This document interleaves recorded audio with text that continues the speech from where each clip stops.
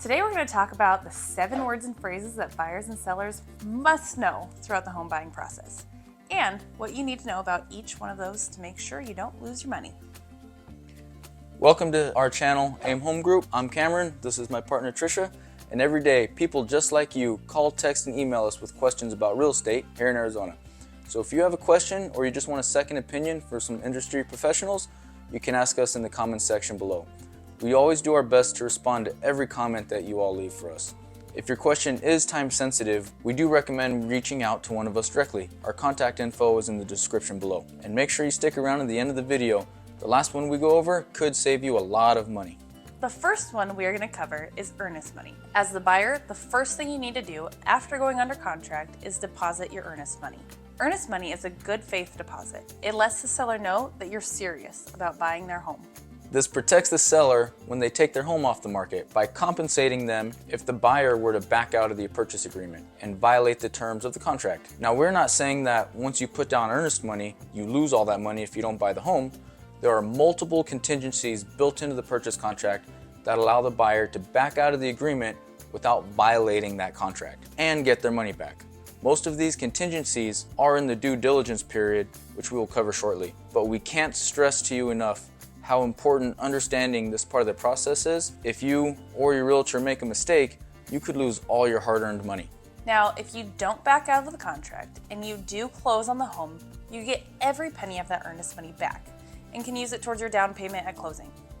Earnest money is typically 1% of the purchase price of the home. Next up, we have escrow/escrow account. First, let's cover escrow. Our definition is a legal arrangement in which a third party temporarily holds money or property until a particular condition has been met, such as the fulfillment of a purchase agreement. So let's break that definition down. The legal arrangement would be referring to the terms that have been set forth in the purchase contract that has been signed by both the buyer and the seller. The third party is typically going to be a title company or escrow company. Until the fulfillment of some condition has been met refers, again, to the terms that have been set in the contract. So now, let's talk about an escrow account, which is different than an escrow company. The best way we can describe an escrow account is it's a savings account that you put money into every month with installments paid through a portion of your mortgage payment. The money in this account is used to pay for your property taxes, which are due twice a year, as well as your mortgage insurance. Now, if you're asking yourself, why do I need a separate account to pay for this stuff? Why can't I just pay for them myself? Well, the answer is your lender is going to require you to have this account to protect their investment. Since a portion of your mortgage payment every month is going to your escrow account that is managed by that third party, this ensures that your taxes and your insurance get paid every year. This way your lender's investment is protected, and so are you. By the way, this money is yours when you sell your house or pay it off. Any unused portions, though, Any right? unused Not all portion. of it. Yeah. Inspection period and due diligence period. Due diligence is the period of time that you have as the buyer to find issues or discrepancies with the home after you've had an accepted offer. This is also known as the inspection period. In Arizona, the typical due diligence period is 10 days, but you can change this time frame when making an offer. For example, if you're going to make an offer on a home that you know already has multiple offers on it, then you may want to shorten the time frame to 7 days.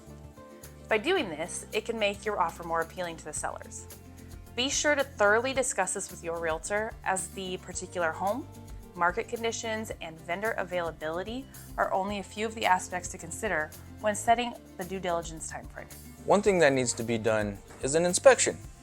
This is something you don't have to do, but we highly recommend it. Inspection reports from trained and certified inspectors have way more credibility than one done by you, your dad, or a friend that knows what they're doing. We have added a link in the description of our preferred inspection company here in Phoenix. We always recommend them to all our clients because of their high standards, professionalism, and overall quality of inspections. Another thing you may want to do, if you haven't already, is scope out the neighborhood by driving around different times of the day and night. You can also check out apps like Nextdoor to see what the people already living in the area have to say about it. It's wise to know what aspects of a home and neighborhood are important to you during this time frame. This is your opportunity to research the crime rates, local schools, traffic patterns, and anything else that might affect your life there. At the end of the day, the due diligence period is for your protection, and the more work you put into this, the more it will benefit you in the long run. As your realtors, we will provide you with a packet stacked full of information and resources to assist you in tracking down pertinent information. Next up, we have underwriting. This is the process performed by your lender to make sure you can afford to pay your mortgage. The underwriter is the person who ultimately decides if you get approved for your loan. The underwriter looks at a lot of things to make sure that you aren't going to default on your loan, like your current income and employment status. This is why your lender asks for your past 2 pay stubs and your past 2 W-2s. They look into your debt-to-income ratio, which includes car payments, credit card debt, and school loans that you may have to start making payments on. You will need to supply bank statements so that the underwriter can verify you have the savings that you say you do and that there aren't any recent unusually large deposits in your accounts. This can be a red flag because sometimes buyers get a loan from their family members that they are planning on paying back, and this would add to your total debt, but it wouldn't show up on your credit report. If this is the case, whoever gave you that money will need to sign a document stating that the money was a gift and no repayment is required. The underwriter will also pull your credit report and do a thorough investigation of it. They may reach out to you and ask about any red flags that they see. You really don't want to lie to them in this situation. Believe it or not, they're people too, and they understand that life happens. For example, if you were late on a car payment 3 years ago, they might ask you about it. But if you explain to them that your car broke down and instead of making the payment, you had to pay to fix it, they would understand that. But if you didn't make the payment because you blew all your money at a friend's birthday party in Vegas, well, it might have been fun, but that's going to be a different story. Here are some tips to make this process as easy as possible. First, do not apply for any new loans or lines of credit during this process. Be honest about everything. If you are not telling the truth about something, chances are the underwriter is going to start asking questions. Try to be quick to respond to any questions for requests from your lender or underwriter. This will help ensure you close on time.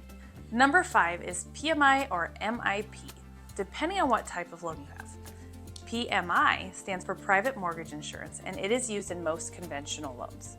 MIP, or Mortgage Insurance Premium, is used in FHA loans. Both are a premium or fee that you pay as the buyer, and it protects your lender if you were to default on your mortgage. Because your lender is allowing you to buy the home with a lower down payment, there is more risk involved for them, and more potential to lose money if you were to default on your mortgage.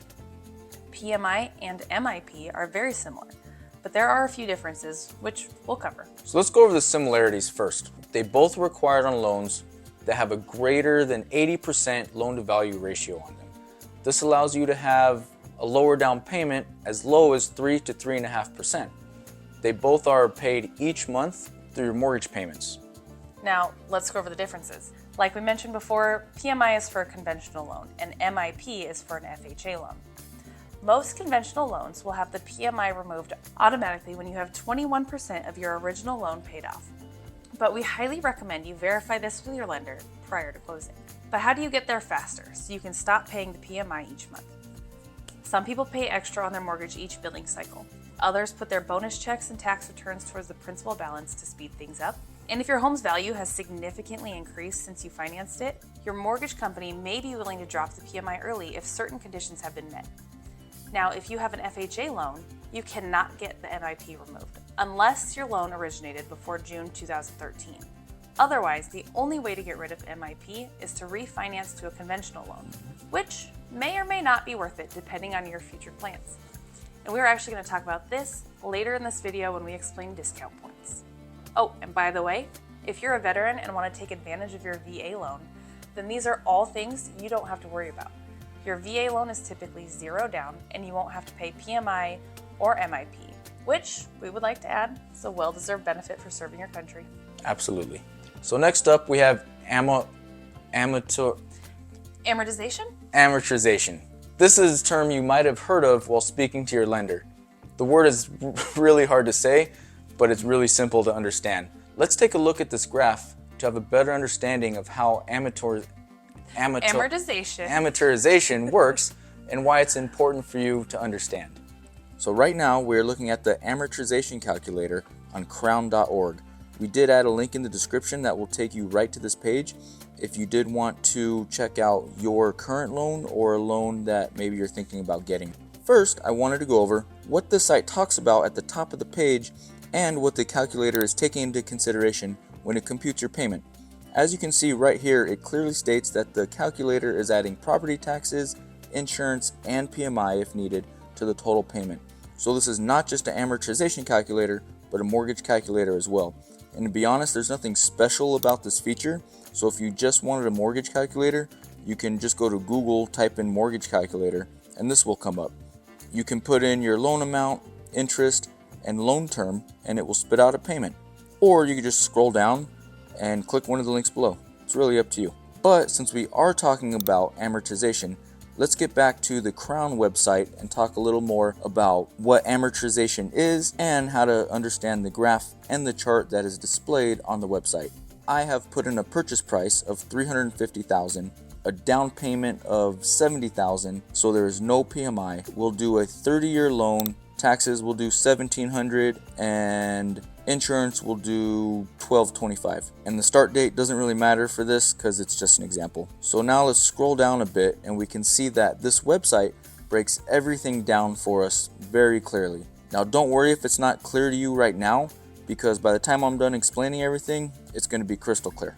Right here at the top, it shows you your monthly payment, it shows you your loan amount, your total interest paid, and your payoff date. Unless of course you pay off the home early.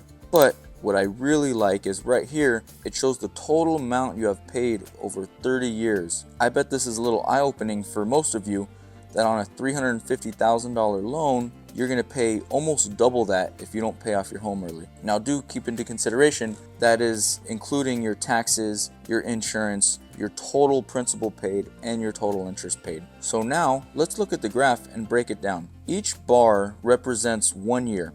The black line is your principal balance at the beginning of each year. The darker blue is the total amount in principal paid each year. The lighter blue is the total amount of interest paid each year. And the gray represents your taxes and insurance, again, that have to be paid each year. As you can see, as your loan matures, you will pay more towards the principal balance and less in interest. This is also broken down for you right here in this chart. It shows you that over time you're going to pay more towards your principal and less towards interest. This is the amortization process of the loan. Let's look at 2024 because it's the first year that has all 12 payments on it, and it shows you that you're going to pay about $4,300 towards your principal and almost $14,000 in interest in this first year. Now, if we go down to 2052, which is the last year of the loan that has all 12 monthly payments on it, you're going to pay $17,000 towards your principal and only $624 towards interest on this loan. The website also breaks down the amortization process on a monthly basis, so if you were interested in what it looked like, you would just go right here, click this tab, and it breaks down the monthly payments for you over the 30 years. Next up, we have discount points. Discount points are prepaid interest that you pay your lender upfront to get a lower interest rate. This can save you money in the long term, but it can also cost you money if you don't stay in your home for a long enough period. We are going to cover how to make the right decision based off your long-term plans. So let's start out by going over how to calculate how much a point costs, how much 1 point affects your interest rate, and how many points your lender will let you buy. 1 point is 1% of the home loan amount. So if you were going to borrow $300,000 for your home, you would pay $3,000 for that 1 point. You can expect to see a 0.25% reduction in your rate, and you can buy up to 3 points. You can buy more if you would like, but you will need seller credits to do so. If you were to decide that buying discount points is the best option for you, as of right now, 100% of the cost to buy points is tax deductible. However, tax laws change all the time, so please do some research to verify that it is still a true statement by the time you watch this. Another thing to consider is using that money towards a larger down payment instead of buying points. Putting more money down can also lower your rate and may even remove the added cost of PMI, which we covered earlier.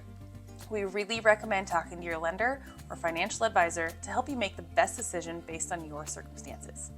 Hopefully you found some value in this video and you have a better understanding of the home buying process. If you did find this video helpful, we would really appreciate it if you would like, subscribe, and of course, hit that notification button so you can be the first to know about the latest and greatest in the Arizona real estate market. We understand how stressful buying and selling homes can be. Here at AIM Home Group, we make real estate easy. We take care of everything for our clients from start to finish, taking all the stress away from you and making your home buying or selling experience a pleasant one as it should be. If you enjoyed this episode, check out our YouTube channel, AIM Home Group. Again, I'm Cameron. And I'm Trisha. Thank you for watching and see you next time.